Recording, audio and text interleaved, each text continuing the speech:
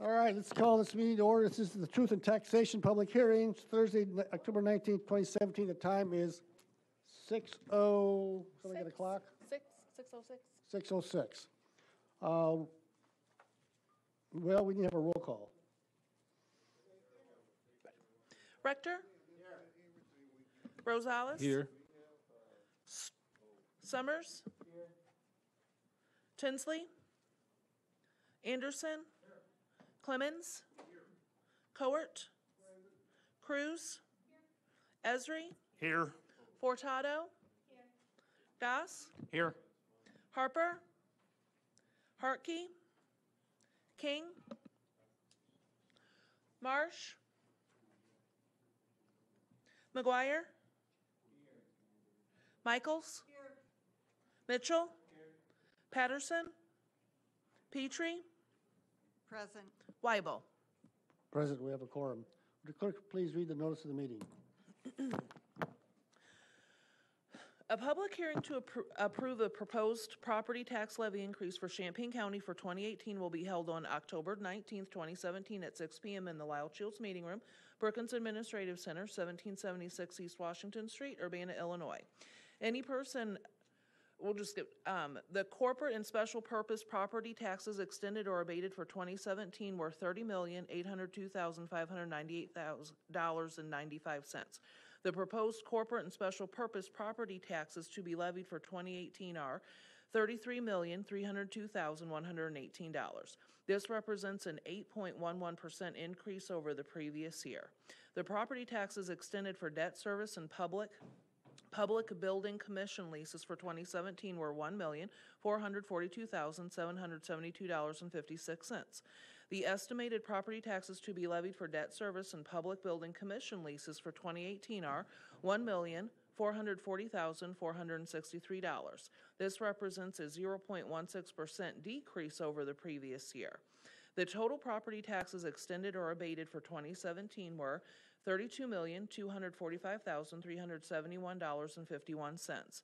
The estimated total property taxes to be levied for 2018 are $34,742,581. This represents a 7.74% increase over the previous year. Thank you. Well done. So next up is Rick Schneider, who will explain why we're having this meeting and go to the body of it. Thank you. All right, good evening, everyone. This is our Truth and Taxation hearing for revenue year 2017. I'm going to walk through some of the basic reasons why we're here tonight, what the announcement means. We published a notice in the paper of this earlier, and we'll talk about how this will impact individual taxpayers. I see that since Asha's here tonight, our resident expert on taxes, I may defer to her for some questions, but I'm glad that you're here maybe to be as a reference for us. So the purpose of this hearing tonight is that it is required under Illinois statutes any time that the levy increase exceeds 5% over the previous year. So tonight we'll be providing an explanation of what that means. Also talk a little bit about the statutory notice. It's a little bit of a frustration for me in that the notice that goes into the paper is formatted under statute. So we're not allowed to really change the content or format of it. And it could possibly be misleading, I think, to people who read it. So hopefully we'll fill in some of the gaps that were not provided in that notice tonight. Also, we'll provide an opportunity for citizens to testify before the board before this levy is implemented. Also wanted to point out that the levy we're talking about is strictly the county levy. This includes all the different tax lines, IRMRF and FICA and other things that go to county operations, but it does not affect any other taxing bodies that are on your tax bills. Property taxes are collected on basically a 2-year cycle. First of all, in the first year, which is this year, properties are assessed. We determine a levy for them. Next year, we will be sending out bills to the treasurer's office, and then he will collect the taxes and then distribute them to all the taxing bodies. So it takes 2 years for this all to happen. We base our levy on the FY 2018 budget. So that we know how much we need and then how much based on our expenditures. The taxes are payable next year, as I mentioned, and then 2 installments in June and December. Your property tax bill lists a number of different taxing bodies, and they each have varying rates and rate limits. It's all involves also what your equalized assessed valuation is. That's determined by the supervisor of assessments, and it's related to the market value of your home. The equalized assessed valuation is normally, unless there's special multipliers, 1/3 of the value of the home or property. For this year, the equalized assessed valuation in Champaign County is estimated to increase 4.61%. That does not include any of the hospital properties. So obviously, the newspaper notice indicated much larger growth in the levy, and that's because we have included in the levy the hospital properties. As many people are aware, there's been ongoing litigation for many years involving whether or not hospital properties are eligible for a charitable tax exemption under the law. So there's a possibility that we may see a ruling in this case in the near term. If that happens before the Board of Review closes its books for the year, and we haven't included it into the levy, we would permanently lose the levy growth that would normally occur under PTEL. PTEL creates a lot of strange anomalies with taxation, and this is one of the things that we have to be careful of. So that is why we are including it in there, just on the chance that it may happen. I'll explain what happens if it doesn't happen in a minute. So there's two possibilities, obviously.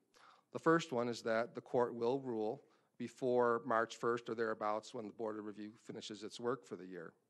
If they rule so that the properties need to go back on the rolls, we will have already incorporated that assessed valuation into our levy. And by the way, the amount of assessed valuation is about $120 million, so it's fairly significant for county revenues. Now, if it doesn't get put back on the rolls, if there's no decision made, whatever, the county clerk automatically will reduce the levies to conform to the PTEL formula limits. So whatever would normally be levied by the county is what the county clerk would set it back to, which is restricted by the formula, which takes into account growth in the market and also inflation, which I believe for this revenue year is scheduled at 2.1%. Okay. So first, I'll just give you a little comparison of what the levy dollars are. In 2016, the county levied $32,245,372. Now, for 2017, I've got two scenarios here. One is for equalized assessed valuation with the hospital properties, one without. With the hospital properties, the total equalized assessed valuation in Champaign County is going to be $4,100,801,621. Without the properties, it'll be $3,981,892,071. So you can see the impact those have on the levy. It's about $1 million different between the levy amounts based on whether you include the properties or not, so a significant impact on revenue. That's where you get the difference in the amount of increase in each levy.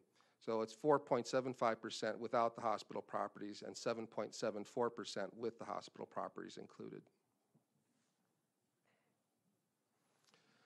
To give this a little bit more meaning, we decided to take a typical home that might be in Champaign County and say that the market value is $150,000.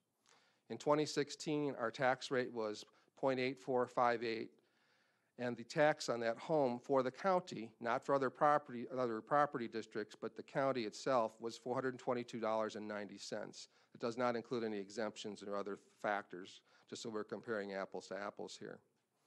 Now, if you look at the EAV for this property, we're just going to assume that the valuation didn't change, just so it's easier to understand.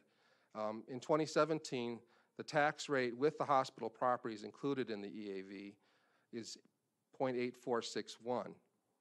Without the hospital properties, it increases to 0.8470. When you look at the amount of tax that generates for that property owner, With the hospital properties included, it's $423.05. With the properties in the levy, it's $423.50. So basically, there's a 45-cent difference depending on whether those are not included in the total county EAV. The percent increase, if the properties are included, is 0.04%. Without the hospital properties, it's 0.14%. There's a slight difference. It's because of some mathematical issues with the formula. I shouldn't say issues, just the way that it comes out once you calculate the levy out. But you can see if going from last year to this year, there's very little difference in the actual amount of tax that an individual taxpayer would pay. Any increases in their overall tax bill, of course, would come from either valuation growth, if their property was reassessed this year, and or if they have other other taxing districts that have increased their rates for 2017. But as far as the county is concerned, in association with this particular levy increase, all we're doing is increasing the amount of total dollars potentially collected by the county, but it doesn't affect property owners outside of the hospital properties themselves very much, within a few pennies. So just the things I want to leave people with here is that the levy increase doesn't have a significant impact on individual property owners. The amount of taxes assessed is about the same in either levy scenario, within a few pennies for most people. And doesn't affect other taxing bodies, and other taxing bodies do not affect what we levy. So I'll be happy to answer any questions you may have at this point. Are there any, anybody from the audience wish to comment about this?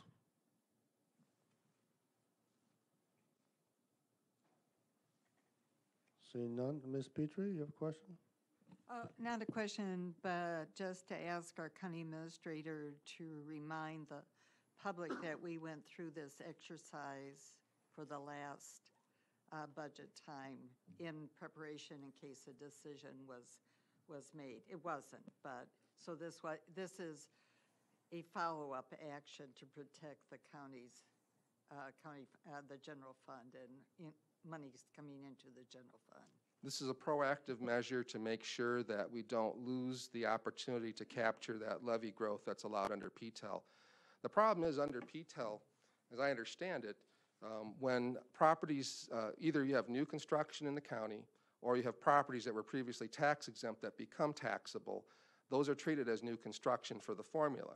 And that changes the amount that the county can ultimately derive. So if we don't do it this year, in a sense, what will happen in future years is that if say the properties were to come on the rolls and we didn't do this, that tax burden would ultimately end up being spread out among all the other taxpayers and not the hospitals. So I think this is the appropriate way to move forward as a proactive measure, just in case something happens. It's extra work to do the work on the budget for this purpose, but I think it's one of those things. It's $1 million in revenue that I don't think we can afford to ignore. So. Any other comments?